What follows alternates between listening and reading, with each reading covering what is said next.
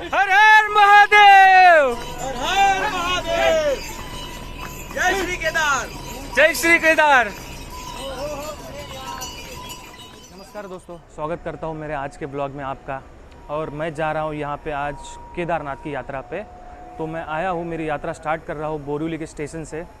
तो बोरीवली से हमारी ट्रेन है हरिद्वार के लिए रात को 12:30 बजे, और हम यहाँ पे आए हैं अभी 11:15 बजे। तो 45 मिनट्स तक का वेट करना होगा ट्रेन के लिए, और फिर ट्रेन आते ही यात्रा शुरू। तो बने रहिए यात्रा के एंड तक, बहुत अच्छा नज़ारे व्यूज़ आपको मैं दिखाऊंगा और यात्रा की पूरी जानकारी भी दूंगा। और मेरे साथ यात्रा के लिए जुड़े हैं मेरे दोस्त, आप पीछे देख सकते हैं। तो 6 दोस्तों के साथ मैं यात्रा शुरू करने जा रहा हूं, और भगवान भोले का आशीर्वाद रहा तो ये यात्रा ज़रूर सफल होगी और अच्छे से सफल होगी। तो बने रहिए एंड तक।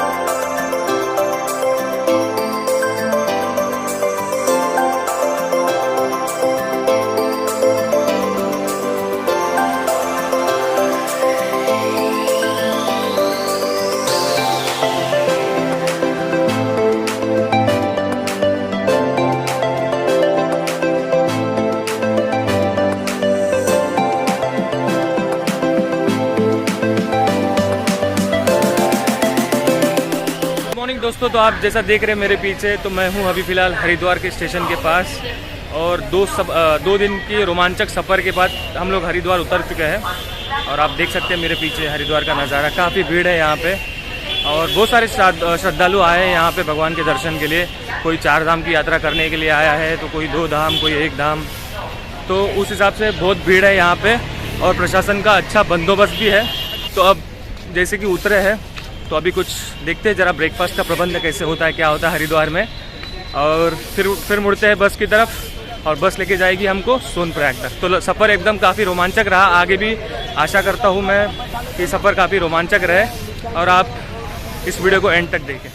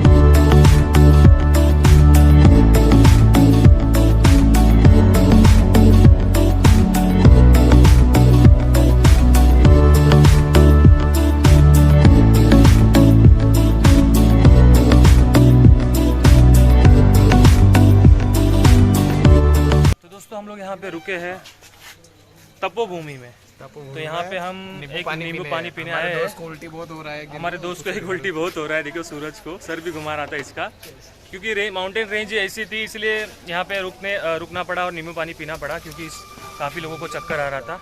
मेक श्योर कीजिए कि आपकी इम्यूनिटी अच्छी हो और आप कुछ ना कुछ तो साथ में कैरी करें। तो अभी फ़िलहाल सफ़र बहुत मनोरंजक और सुहाना है। और आप देख सकते हैं मेरे पीछे माउंटेन रेंज, इसी से आप अंदाज़ा लगा लीजिए कि ड्राइवर ने कैसे गाड़ी चलाई है। तो अभी मेरा नींबू पानी बन रहा है, मैं आपको दिखाता हूँ। तो देखिए दोस्तों, यहाँ पे हम लोग नींबू पानी पीने आए हैं। भाई तेरा नाम तो बोल। नीरज केंतुरा। इसने हमको नींबू पानी पिलाया। भगवान इसकी सहायता करे और जल्द से जल्द इसकी शादी करवा दे। और काफ़ी अच्छा नींबू पानी बनाया है, पुदीना। और हमारे दोस्त जीतू, जिनका नेटवर्क नहीं लगने पर भी कान पे फोन लगाए है। तो नींबू पानी बन रहा है, देखो आपके सामने। और ये 20 रुपए का नींबू पानी है। अगर आप यहाँ पे रुके, ये दोस्त ये कौन सा एरिया है? किंगधारा,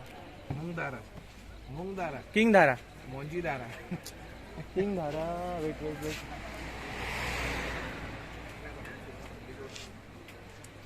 तीन धारा। तो यहाँ पे आप तीन धारा पे आओगे तो यहाँ पे नींबू पानी जरूर पीजिएगा।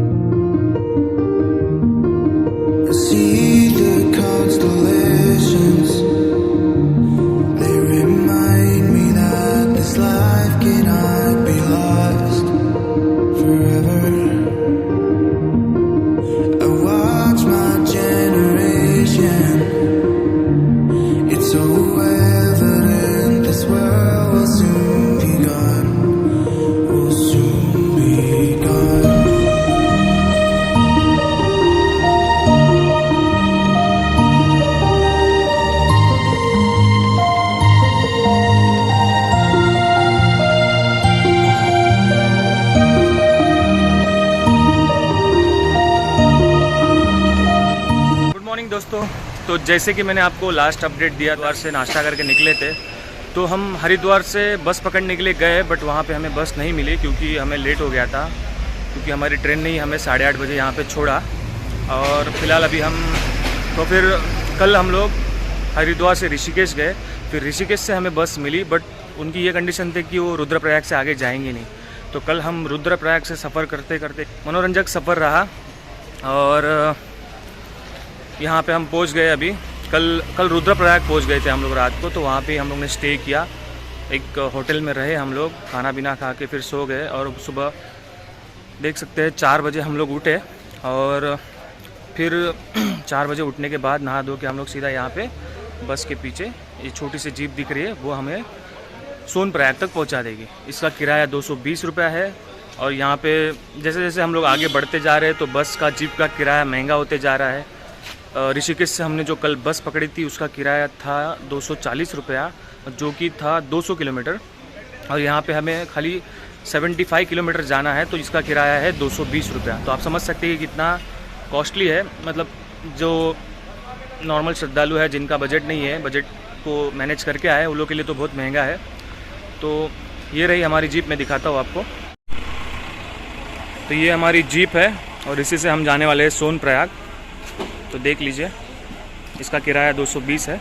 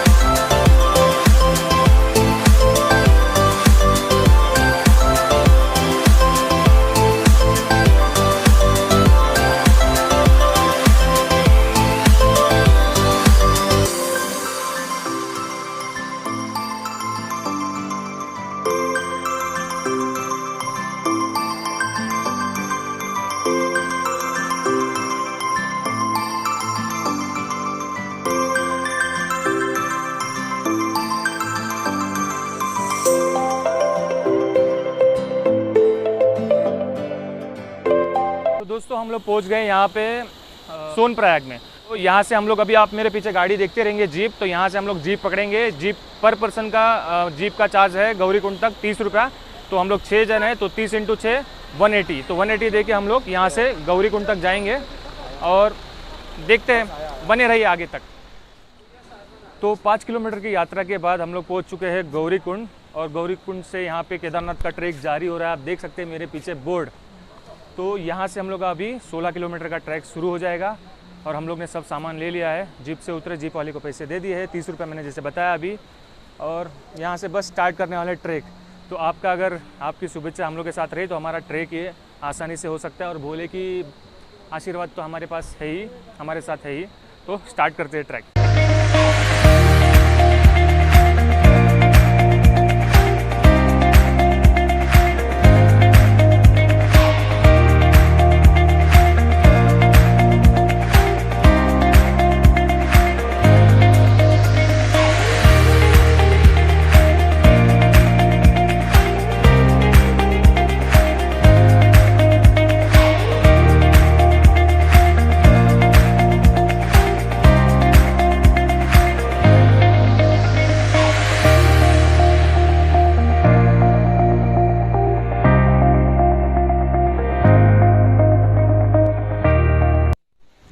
सफ़र के दौरान हम लोग आ गए हैं एक ब्रेकफास्ट करने एक जगह पे।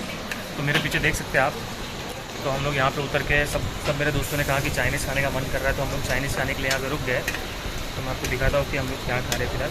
देखिए, सूरजवा का है, सूरज है होटल वाला।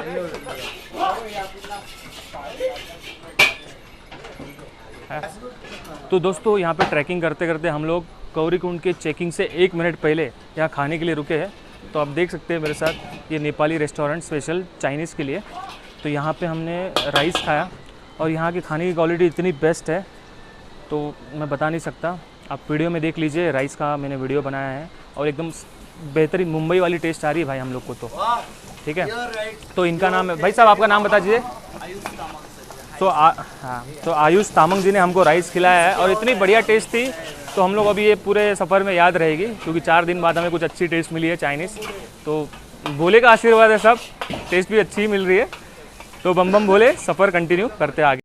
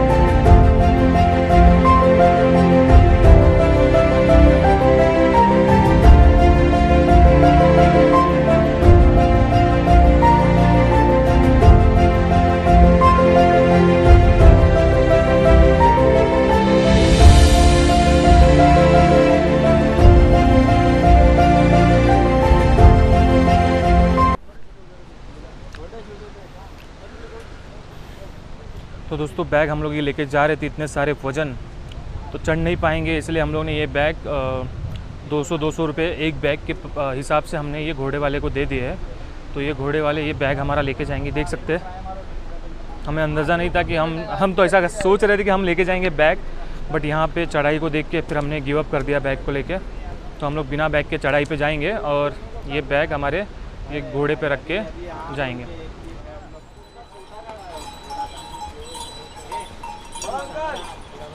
अंकल हर हर महादेव, संभाल के जाओ।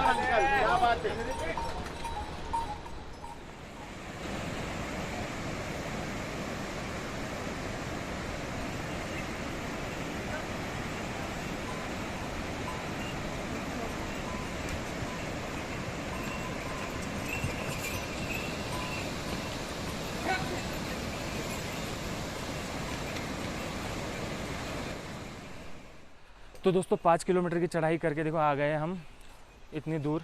तो यहाँ पे रास्ते में बहुत चढ़ाई ख़तरनाक है, सब ऊपर ऊपर चढ़ रहे लोग। हमको एक चाचा भी मिल गए, उनके साथ में बातें करते करते हम यहाँ पे आ गए। और हो सके तो करेंगे ज़रूर करेंगे। तो यहाँ पे इतनी अच्छी चढ़ाई है, इतनी डेंजरस चढ़ाई है कि हम बोल नहीं सकते, फिर भी चढ़ते जा रहे। भोले की कृपा है हम पर। 5 किलोमीटर चढ़ाई करने के बाद रुक गए, थोड़ा सोचे कि नींबू पानी पिए वहाँ पे। तो नींबू पानी पीने रुके हैं, भाई साहब नींबू पानी पिलाएंगे। और देखते हैं, भोले की शक्ति तो हमारे साथ ही है, हमको भी भोले पे आस्था है। तो अभी चढ़ेंगे आगे की। अभी 12 किलोमीटर की चढ़ाई बाकी है।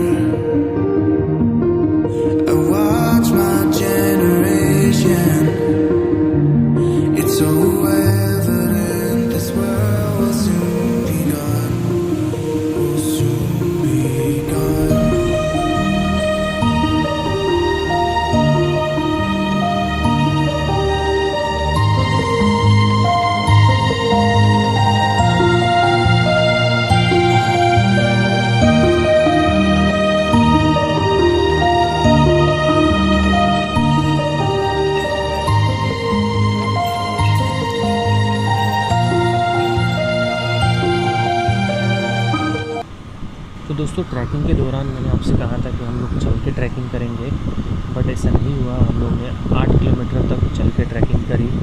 फिर उसके बाद क्लाइमेट वहाँ पे बहुत चेंज हुआ। जैसे हम लोग जब ट्रैकिंग स्टार्ट करे थे तभी धूप थी, फिर थोड़ी किलोमीटर चलने के बाद वहाँ पे छाव आई, तेज़ हवाएं बहने लगी और फिर सडनली बारिश भी हुई। तो हमें कहीं से तो वो पॉकेट वाला रेनकोट मिला, इसलिए हम लोग बारिश से भीगने से बचे। बट टेम्परेचर भी काफ़ी गिर गया था, तो इसलिए हमने सोचा कि अभी यहाँ से आगे की चढ़ाई हम लोग खच्चर के थ्रू करेंगे। तो हमें वहाँ पे खच्चर भी मिल गए। तो 10 किलोमीटर की चढ़ाई के लिए हम लोग ने 500 रुपये दे के 2 खच्चर बुक किए थे और उसी से आगे की ट्रैकिंग हम लोग ने तय करी। तो आप देख सकते हैं खच्चर के साथ हम लोगों ने ट्रैकिंग कैसे करी है और उसका ही अलग ही मज़ा है। तो आप देख लीजिए आगे।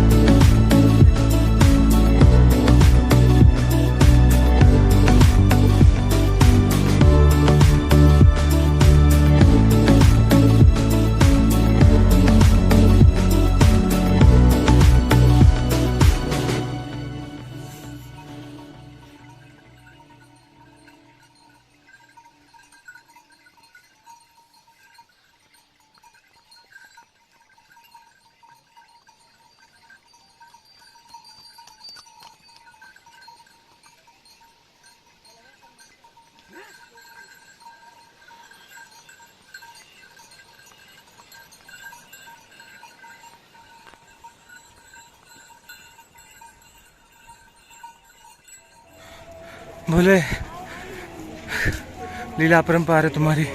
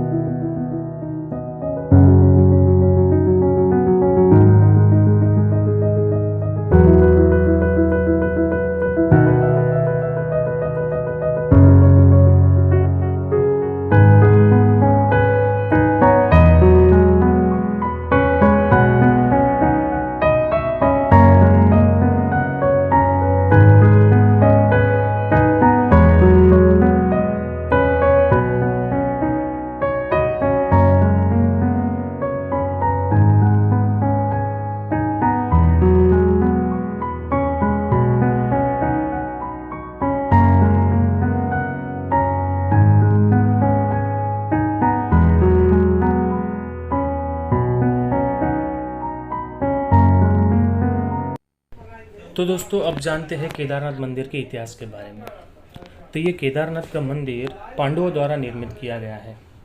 यहाँ की मान्यताओं के अनुसार जब महाभारत के बाद श्री कृष्ण के कहने के अनुसार पांडवों को पश्चाताप करने के लिए भगवान शिव को प्रसन्न करना था, तो श्री कृष्ण ने कहा था कि इस पूरे ब्रह्मांड में महादेव भोलेनाथ शिव शंकर वही एक है जो आप मतलब पांडवों को इस पाप से मुक्त कर सकते हैं। तो पांडवों ने उनकी बहुत तपस्या की, कड़ी तपस्या की, फिर भी शिव प्रसन्न ना हुए, क्योंकि महादेव इस युद्ध के खिलाफ ही थे।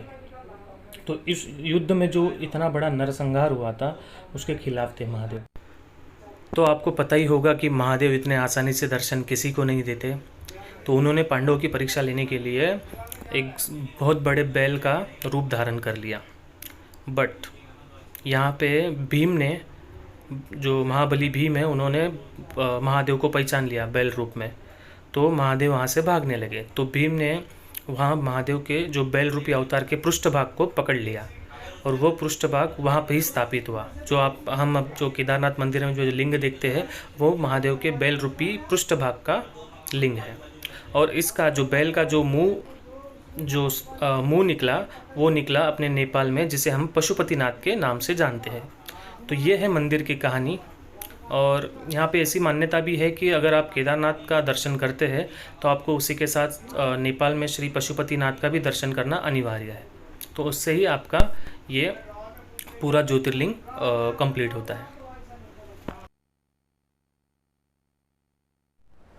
गुड मॉर्निंग दोस्तों, आप देख रहे होंगे मेरे पीछे ये केदारनाथ की वादियाँ, ये पहाड़ बड़े बड़े और ये नदी की आवाज़ एक ऐसा फील करा रही है मेरे को कि मैंने आज तक कभी ये फील नहीं किया है।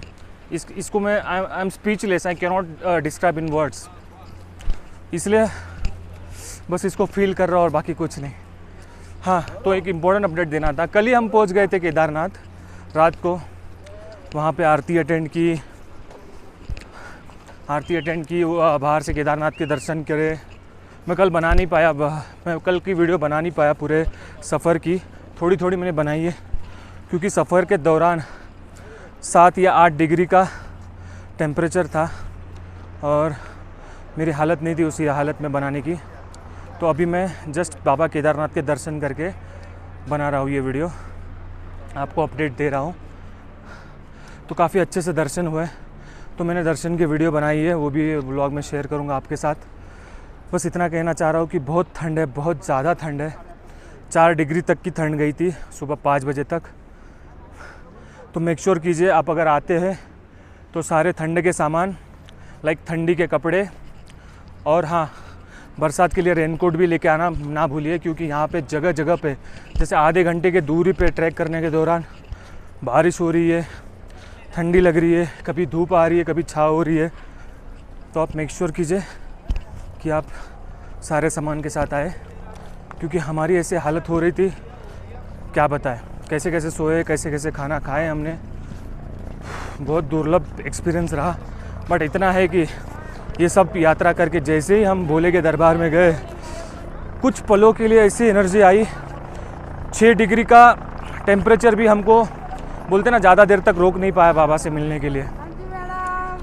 तो अब बस यही है, यही बाबा की दरबार की कृपा है, उनकी लीला अपरंपार है। तो मैं आपको ये भी बता दूं कि यहाँ पे अब भी फ़िलहाल जो घर के रेंट है, जहाँ पे रहने की सुविधा, वहाँ के कॉटेज के जो भाड़ा है, किराया है, वो फ़िलहाल थोड़ा कम चल रहा है सीज़न के हिसाब से। तो आपको ज़्यादा दिक्कत नहीं होनी चाहिए। बट वो लोग किराए को कवर करने के लिए खाने के पैसे बढ़ा दिए, जैसे डबल कर दिए, ट्रिपल कर दिए, चाय के पैसे डबल कर दिए, ट्रिपल कर दिए। तो ये सब चीज़ का ध्यान आपको रखना पड़ेगा। बाकी काफ़ी लोग तो यहाँ के बहुत अच्छे हैं और प्रसाद वगैरह के सामान भी ठीक है। मतलब अभी इनका भी बनता है डबल चार्ज लगाना, क्योंकि ये भी 16 किलोमीटर ट्रैक करके ही सामान लेके आते हैं, तो बनता है। तो मैं ज़्यादा कुछ नहीं कहूँगा और यहाँ पे ये ब्लॉग यहाँ पे मैं ख़त्म करता हूँ। तो आप प्लीज़ मुझे बताइए ये आपको व्लॉग कैसे लगा। लाइक कीजिए, शेयर कीजिए, सब्सक्राइब कीजिए और कमेंट करना ना भूलिए, क्योंकि आपके कमेंट ही मुझे बताएंगे कि मैंने यहाँ पे किस तरह का व्लॉग बनाया है।